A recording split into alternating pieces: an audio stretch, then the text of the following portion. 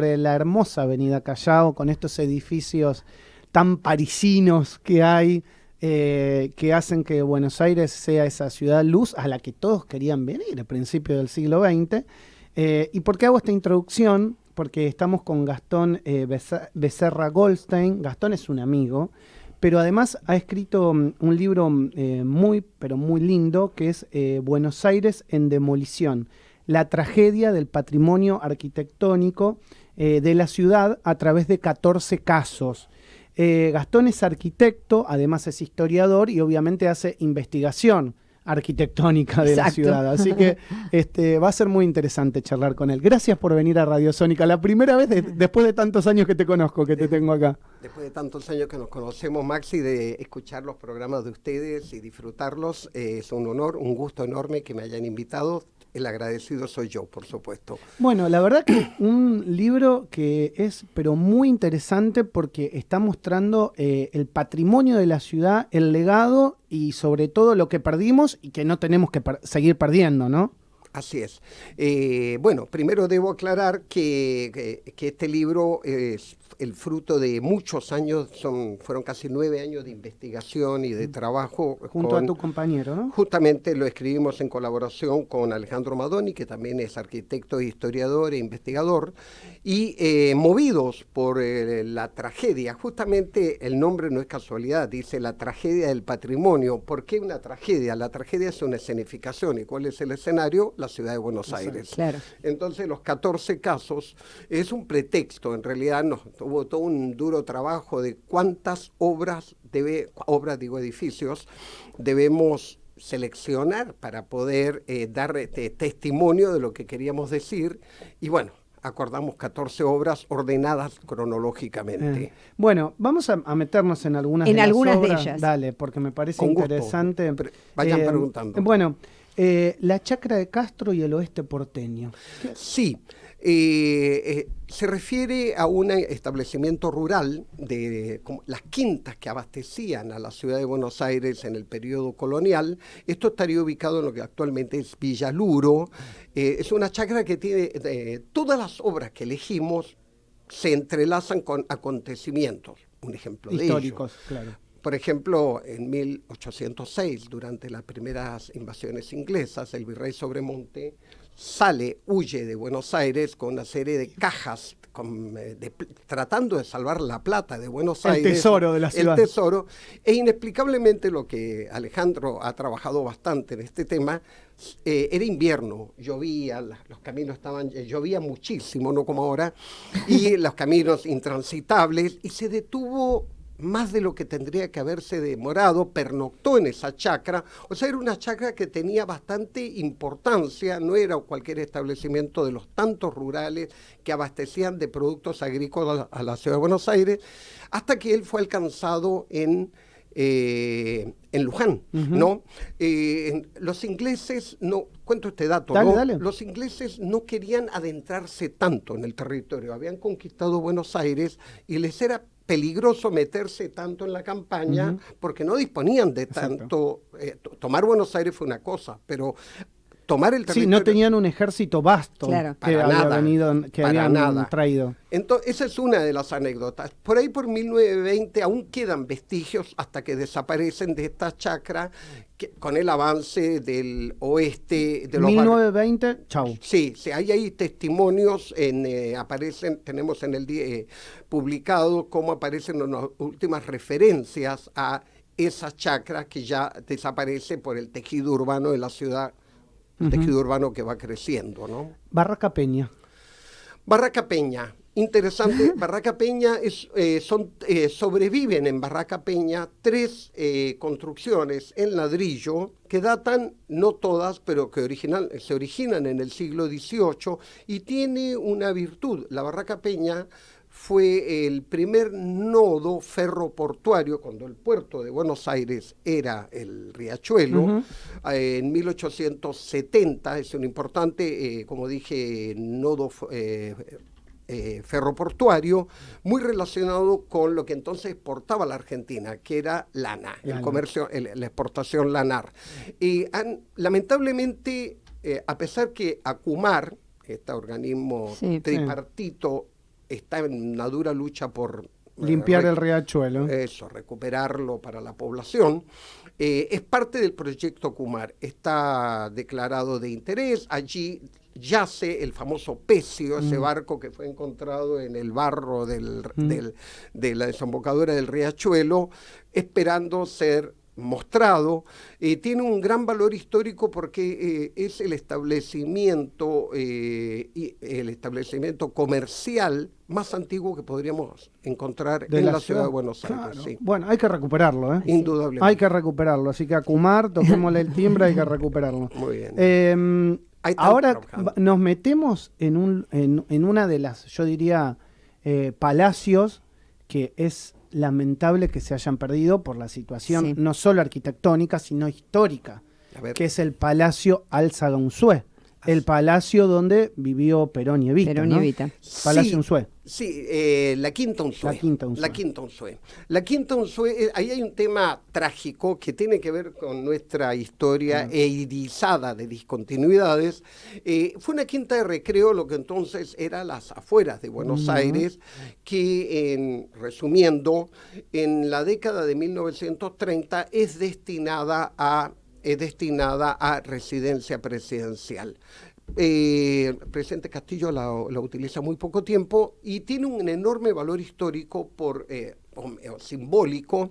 El lugar es el lugar donde vivieron Juan Domingo Perón y Eva Duarte de Perón, donde muere Eva Duarte de Perón, y viene allí el salvajismo, no solo por el golpe de Estado del 6 de septiembre de 1955, sino porque qué hacer con el lugar donde había vivido esa mujer. Y el peligro de que el lugar se convirtiese en un lugar de culto, ¿no? Entonces, bueno, rápidamente empieza a haber una gran campaña mediática por la época, había que demoler. Se demuele, en muy poco tiempo, se demuele y se piensa qué hacer con ese predio estupendo, magnífico, que aprovecha de lo que fue antiguamente la barranca que daba uno de los lugares más lindos de la Recoleta, sí, ¿no? Totalmente. Originalmente era un lugar asqueroso porque era por las calles Austria y Agüero, bajaban las carretas a tirar la basura al río. Y los Unzué no amaban tanto el lugar por la cercanía con lo que era entonces 1880 y tanto, estamos hablando el asilo de mendigos en el actual Centro Cultural Recoleta. Claro. Entonces, pero no importa, el hecho concreto que el lugar es demolido, tuvo un enorme valor histórico. Los jardines fueron diseñados, por ejemplo, por Rubén Darío, el poeta nicaragüense que vivió acá, estuvo un tiempo en la Argentina, y queda un edificio que yo tengo mis reparos. De la biblioteca me estás hablando, ¿no? Exactamente. Es raro. Es brutalista. Es raro. Es un edificio. No, pero hay que decir algo a favor de este formidable arquitecto que fue Clorindo Testa y Bullrich, Casaniga, sus socios, que es un edificio que no quedó terminado. Y eso habla de la historia cultural de la Argentina y de Buenos Aires, que la Biblioteca Nacional, que tiene un acervo notable, no está terminado. Exacto. Fue inaugurado inacabadamente. Exacto. Contame de la Casa del Ángel. ¿Dónde estaba? La Casa del Ángel está en las calles Echeverría, Sucre. En Belgrano. Belgrano, exactamente. Bueno, pues sabes que hay una historia muy interesante allí porque Belgrano, que originalmente fue una ciudad aparte, fue incorporada a la capital federal junto con Flores, según la ampliación de la capital federal que se hace en 1887, y era una zona de predios muy grandes, por eso de quintas, casas de excelente calidad, de gran empaque. Si mal no recuerdo, había un tango, Barrio de Belgrano, Caserón de Texas, donde está tu aljibe. Muy bien, ¿no? Exactamente. A pesar que Belgrano fue creado primero como municipio, bien avanzado el proceso de organización nacional. ¿Sabés por qué se le da el nombre de Belgrano al pueblo de Belgrano previo a la incorporación de la ciudad? Porque había una ley que había dictado la legislatura de La Plata en ese momento, que el primer pueblo a crearse se iba a llamar Belgrano en homenaje al general Belgrano. Y es por eso que se le da el nombre al actual Belgrano, que nace, como bien vos decís, como barrio, se transforma, se incorpora a la ciudad de Buenos Aires, y un dato que muchos no saben es que Belgrano fue por pocos días capital provisoria de la Argentina. Así es. ¿Saben dónde? Donde está el Museo Sarmiento. Mira. Donde está el Museo Sarmiento se mudó el Congreso de la Nación. Así es. Ya, yo no Y sabía bueno, ese dato. ¿por qué es esto? Porque en 1957 se modifica el Código de Edificación, que va a permitir construir edificios en altura. Van a empezar a aparecer los grandes edificios de oficina en el centro, edificios en torre. Y Belgrano, y ahí está la condena a muerte de lo que fue ese barrio de Teja. ¿Cómo decir? ¿Por qué? Porque los predios son grandes y permiten Qué pena. construir en altura torres rodeadas de jardines de gran altura y de gran densidad.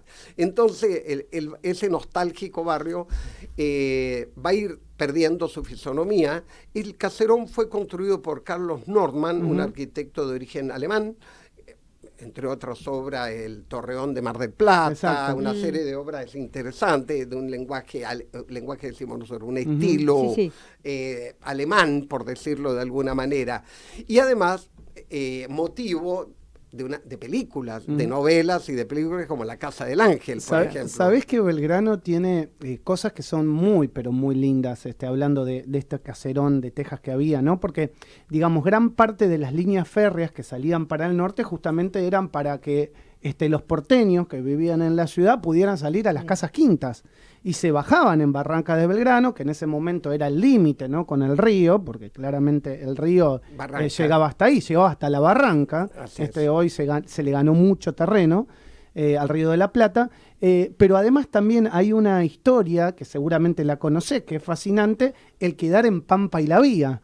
¿Por qué quedabas en Pampa y la Vía? Porque donde está hoy el barrio River era el antiguo hipódromo.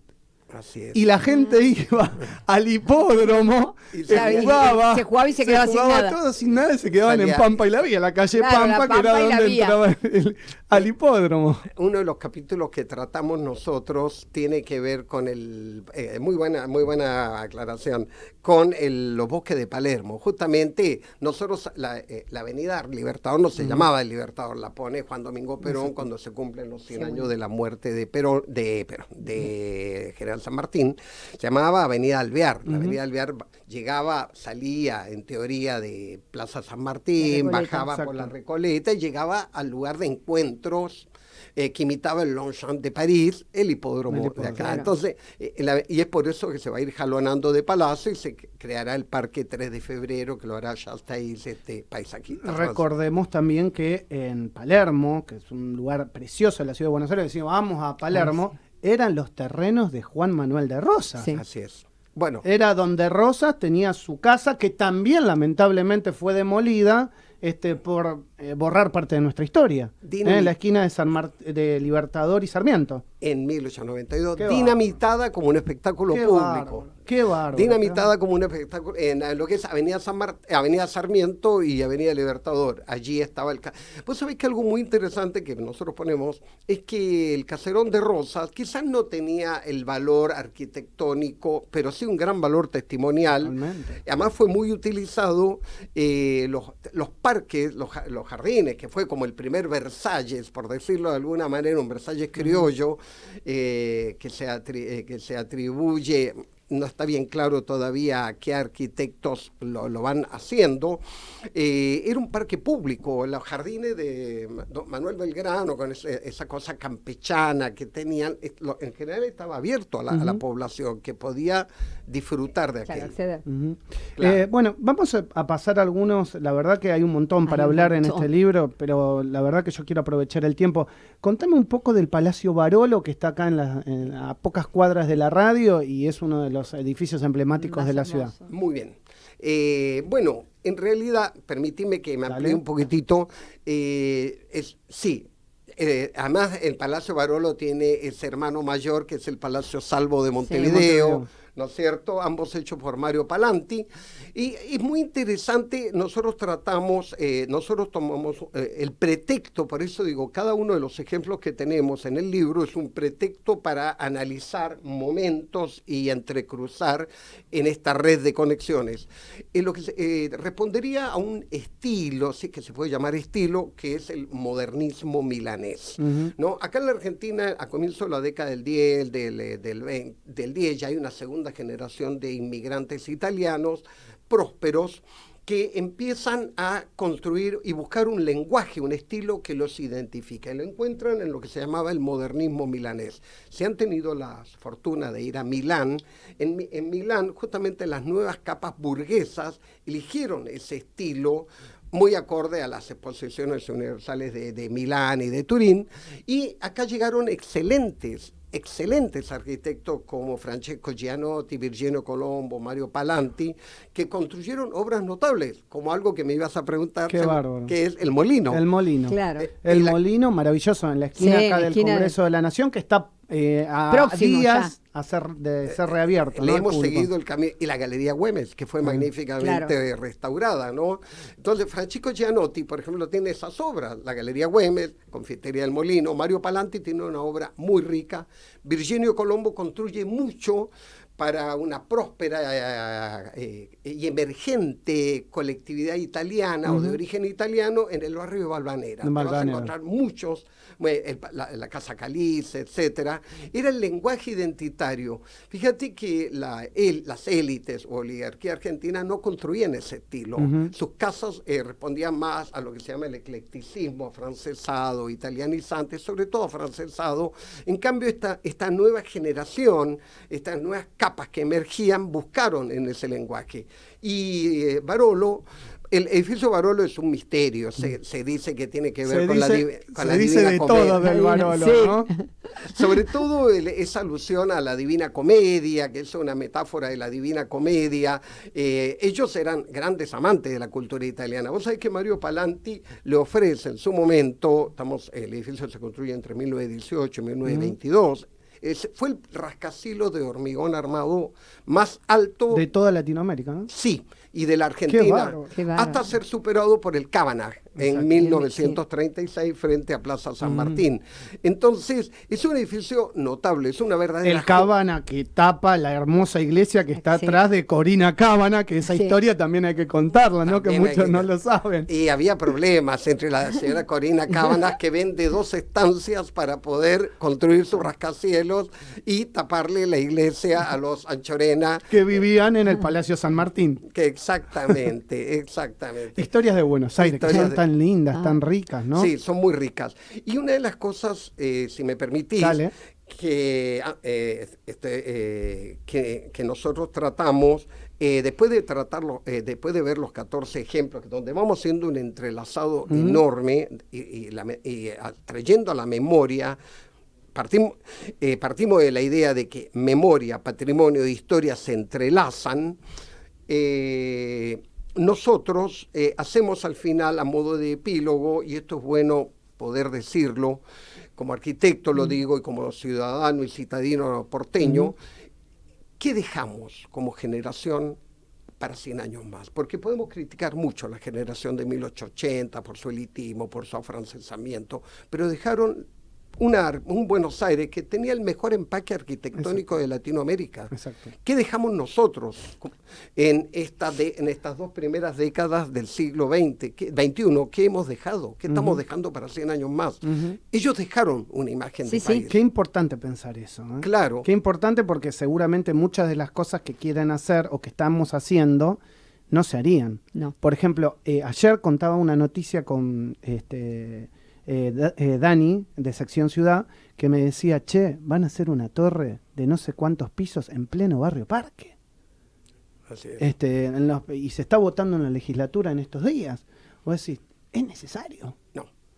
Y los intereses inmobiliarios son terribles. Claro, terribles. Hay una famosa frase que no es mía, no me acuerdo, Massué es el apellido, que dice, IRSA es a la ciudad lo que Monsanto es al campo. No, arrasa directamente. No. Miren, les cuento algo. Vamos a seguir seguramente con Gastón en los futuros programas el año que viene, no me cabe la menor duda. Pero hay algo que quiero valorar de Gastón.